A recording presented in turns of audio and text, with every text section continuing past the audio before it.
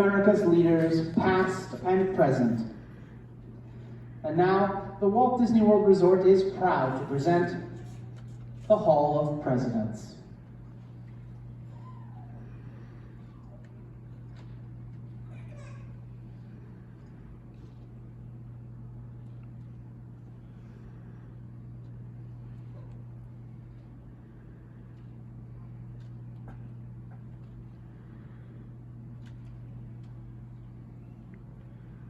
This program is dedicated to the memory of Walt Disney. In 1971, his love for America inspired the creation of the Hall of Presidents, a place to celebrate the optimism and goodwill he saw at the heart of the American story. Walt's vision was to honor the nation by honoring the American presidency.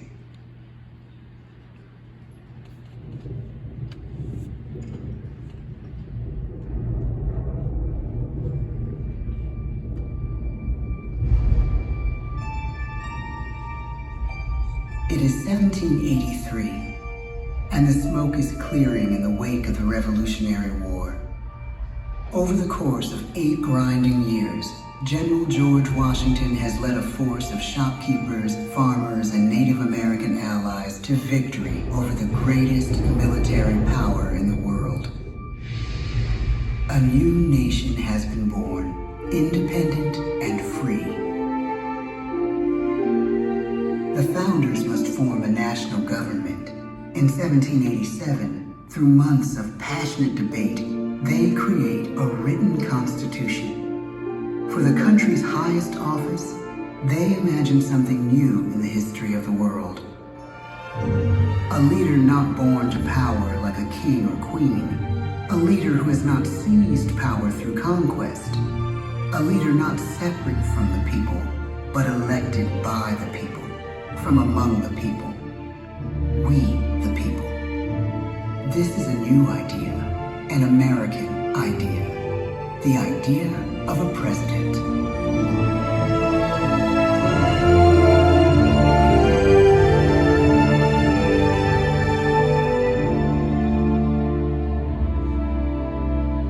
The people don't know exactly what a president will be, but there is little doubt who it will be. George Washington's stature and bearing have marked him as a leader. His integrity has made him a great one. Washington knows that many generals who have led successful revolutions make themselves dictators or kings. Instead, he steps down from power and retires to his home, Mount Vernon. The world takes note, and George Washington becomes the symbol of American ideals. In the first presidential election, it's Washington by a landslide. The only doubt seems to be his own. He writes, "Integrity and firmness is all I can promise. Integrity and firmness is exactly what we need." Everything he does as president will set a model for his successors. His final act may be the most important of all. After 2 terms, with no term limit in the Constitution and amid overwhelming support to stay in office, he steps down once again and hands power back to the people. He wants us to speak, to elect a new president. During the early years of the Republic, we choose leaders as different as Thomas Jefferson, John Adams, and Andrew Jackson. Elections are often bitter. Each president stands at that fiery intersection where personal character meets the challenges of the times. Some call the presidency a glorious burden. Jefferson calls it a splendid misery. We, the people, must choose well. We elect 15 presidents before the course of history brings us to the edge of a crisis like no other. A nation born of freedom still permits slavery. As the country pushes west, will new states be slave or free? The question produces bitter conflict. The issue rocks the election of 1860 and brings Abraham Lincoln onto the national stage. The tall, lanky, some say uncouth candidate from Illinois is a master of words at a time when speeches are printed in full for people to read. A house divided against itself cannot stand, he has said. With Lincoln's election, the House does indeed divide. Civil War. 11 states secede from the Union. The war becomes a defining passage in the American story. The president's own inner strength and depth of character changed the course of history. Lincoln had come up the hard way on the American frontier, desperately poor, with less than a year of formal schooling. His early years were scarred by tragedy, the death of his mother, his sister, his first love. He struggles with depression, but never loses his determination to rise above it. He once said he's driven by a desire to leave the world a little better place for having lived in it. The war rages. Lincoln fights to preserve the Union and end slavery. Neither is a sure thing. At Gettysburg, Pennsylvania, 6 months after one of the bloodiest battles of the war, the president dedicates a cemetery to the thousands of soldiers who died there, in words we can never forget.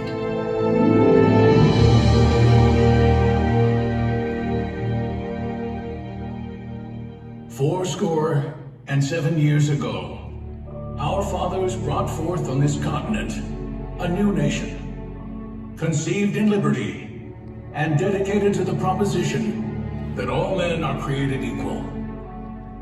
Now we are engaged in a great civil war, testing whether that nation or any nation so conceived and so dedicated can long endure. We are met on a great battlefield of that war. We have come to dedicate a portion of that field as a final resting place for those who here gave their lives, that that nation might live. It is altogether fitting and proper that we should do this. But in a larger sense, we cannot dedicate, we cannot consecrate, we cannot hallow this ground. The brave men, living and dead, who struggled here, have consecrated it far above our poor power to add or detract. The world will little note, nor long remember what we say here, but it can never forget what they did here. It is for us, the living, rather, to be dedicated here to the unfinished work, which they who fought here have thus far so nobly advanced. It is rather for us to be here dedicated to the great task remaining before us, that from these honored dead, we take increased devotion to that cause for which they gave the last full measure of devotion. That we here highly resolve that these dead shall not have died in vain, that this nation, under God, shall have a new birth of freedom, and the government of the people, by the people, for the people, shall not perish from the earth. The blood of over 500,000 Americans is spilled in this Civil War.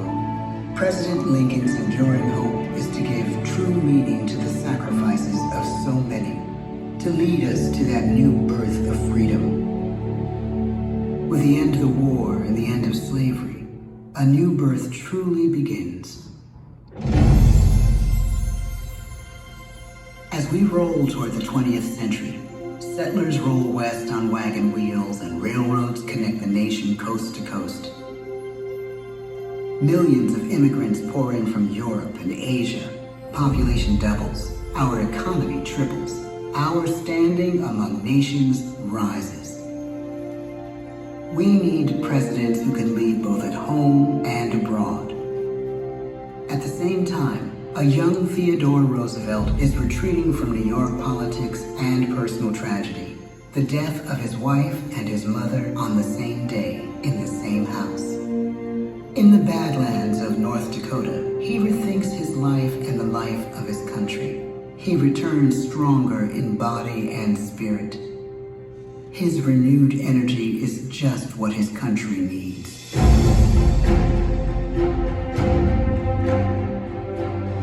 American industry is booming, but social tensions are rising.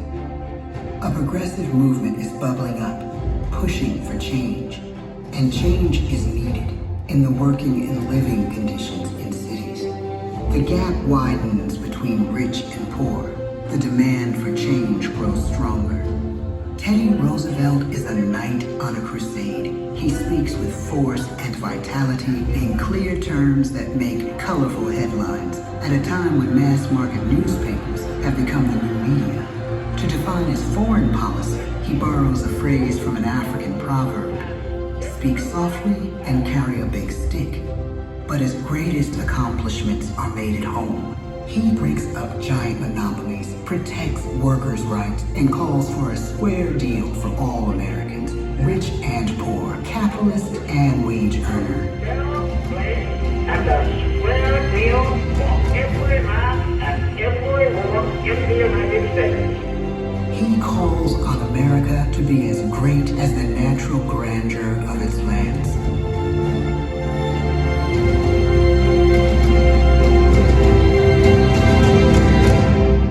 Keep your eyes on the stars and your feet on the ground, he tells us. And we do.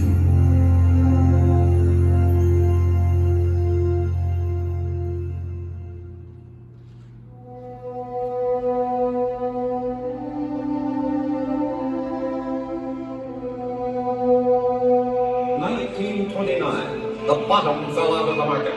12 million unemployed.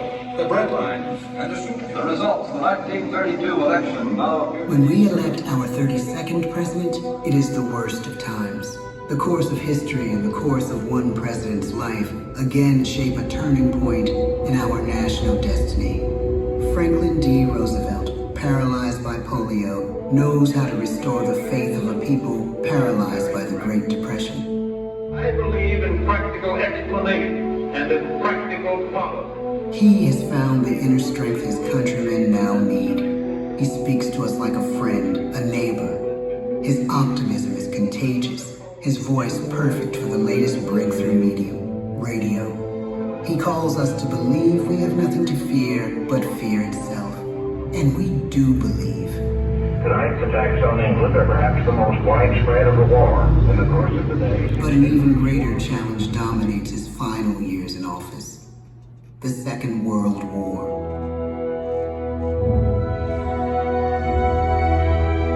We must be the great arsenal of democracy.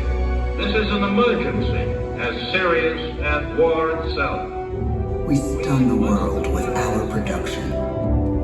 When bombs fall on U.S. troops in Pearl Harbor, he calls us to fight on the war front and sacrifice on the home front.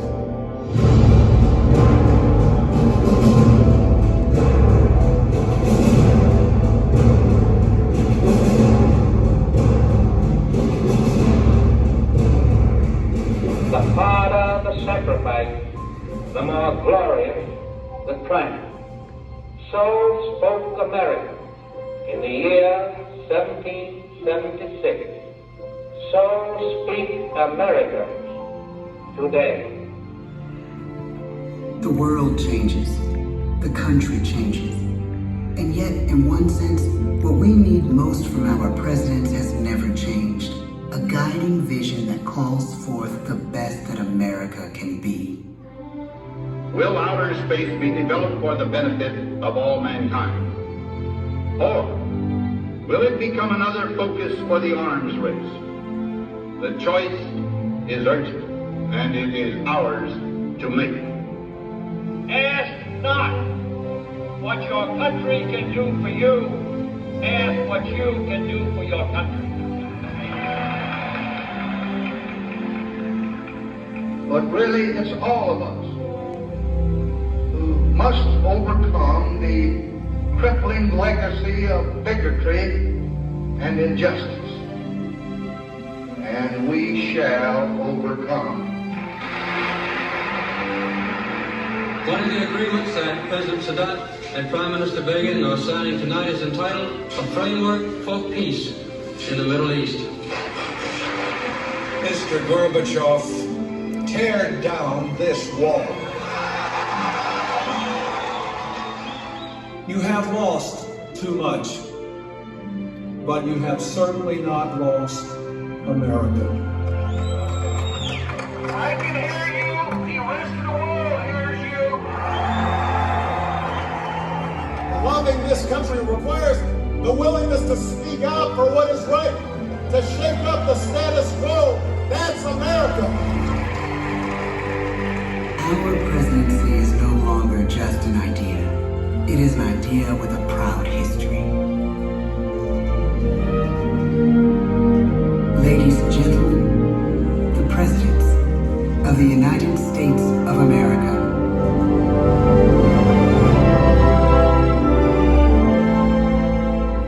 George Washington, John Adams, Thomas Jefferson, James Madison,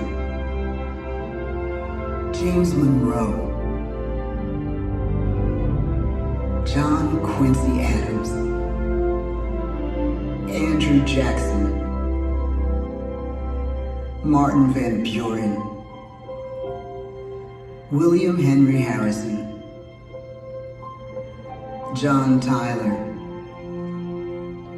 James K. Polk, Zachary Taylor, Millard Fillmore, Franklin Pierce, James Buchanan, Abraham Lincoln, Andrew Johnson, Ulysses S. Grant, Rutherford B. Hayes, James A. Garfield, Chester A. Arthur, Grover Cleveland, Benjamin Harrison, William McKinley, Theodore Roosevelt, William Howard Taft, Woodrow Wilson, Warren G. Harding, Calvin Coolidge, Herbert Hoover, Franklin D. Roosevelt, Harry S. Truman, Dwight D. Eisenhower, John F. Kennedy, Lyndon B. Johnson, Richard M. Nixon, Gerald R. Ford, Jimmy Carter, Ronald Reagan, George Bush, Bill Clinton, George W. Bush, Barack Obama.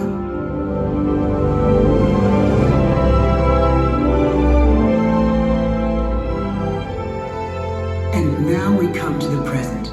Once again, we place our trust in the idea of a president, as we have from the beginning. My fellow citizens, no event could have filled me with greater anxieties than that notification on the 14th day of April, 1789, that you had selected me to lead our nation. But it was with the confidence of my fellow citizens that I took an oath. 35 simple words that have been repeated by every American president throughout history.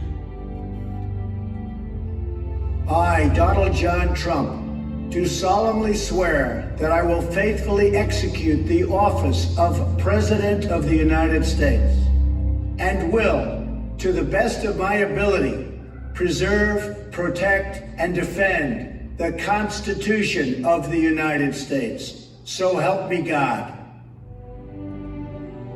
From the beginning, America has been a nation defined by its people.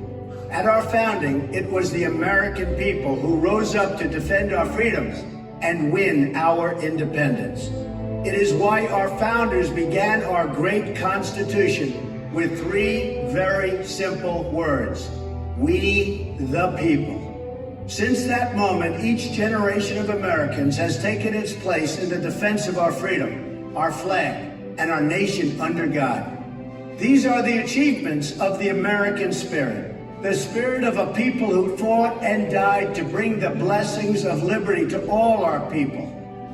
Above all, to be American is to be an optimist, to believe that we can always do better, and that the best days of our great nation are still ahead of us. It's a privilege to serve as the President of the United States, to stand here among so many great leaders of our past, and to work on behalf of the American people.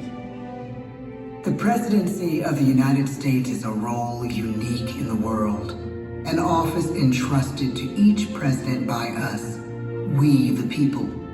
Therein lies the genius of that new idea, now over 200 years old. A new idea our presidents have turned into a great American idea again and again.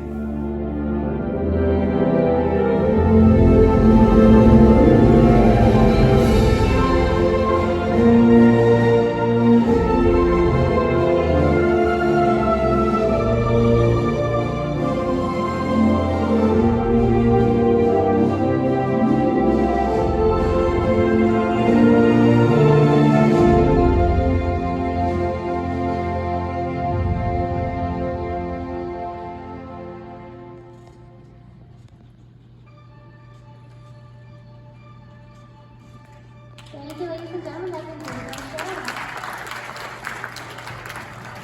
Please gather all your personal belongings. You'll be exiting out through your right. We thank you for visiting us through your hall of presidents.